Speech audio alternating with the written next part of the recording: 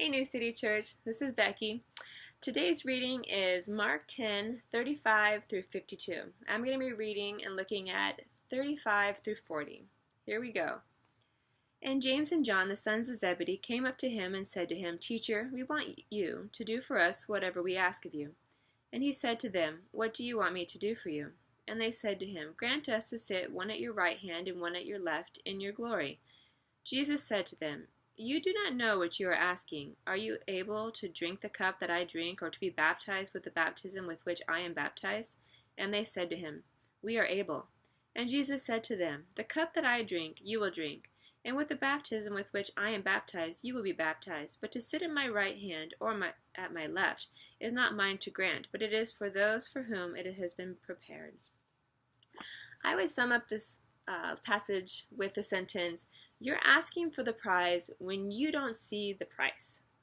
Following Jesus into glory first means dying with him on the cross. James and John, the sons of Zebedee, also known as the sons of thunder, they wanted the glory that they knew Jesus was going to have. Jesus has been saying the kingdom of God is at hand, that he's going to be in glory. They know that this is going to be a reality.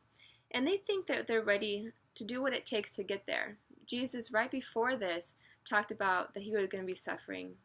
And they think, yeah, we can do that. We're ready to go through all this with you, Jesus. We're ready to suffer and die for you. In fact, James was the first disciple who did end up dying for Jesus' sake. And then John, who wrote a lot of the Bible, who wrote Revelations, he was exiled and suffered lots of things also and ultimately died for Jesus. So they are ready for this stuff. They're ready to say, yeah, Jesus, we're ready to do all this stuff. We're ready for the stuff it takes to get the glory. But what they don't comprehend and what they don't see is that when Jesus suffered and died, he didn't just suffer and die for a cause. When Jesus suffered and died on the cross and his blood was shed for us, he covered us with his blood, taking away our sins.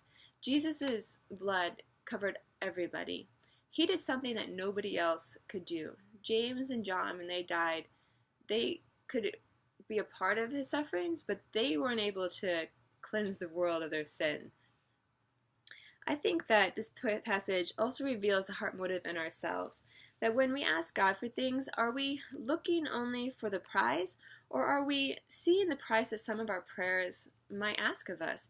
A lot of times people will ask Jesus, they say, God, I want to give me a heart like you. Lord, I want to be able to go and serve. And they're asking to do these noble things, but they're maybe not ready for the hardships that come with it. And I think when that happens, sometimes they say, God, this isn't what I signed up for. They want the good parts, but not the pain that comes with it a lot of the time. So I would ask that, are you willing to drink the cup of Christ? Are you willing to share in his sufferings, become more like Jesus?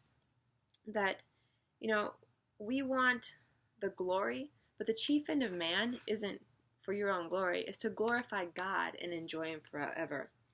So next time you bring a request before God, do so with an open heart, seeking not to glorify you, but to glorify him.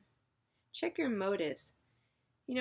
Glorifying him and enjoying him forever, that is a prize for which Jesus already paid the price.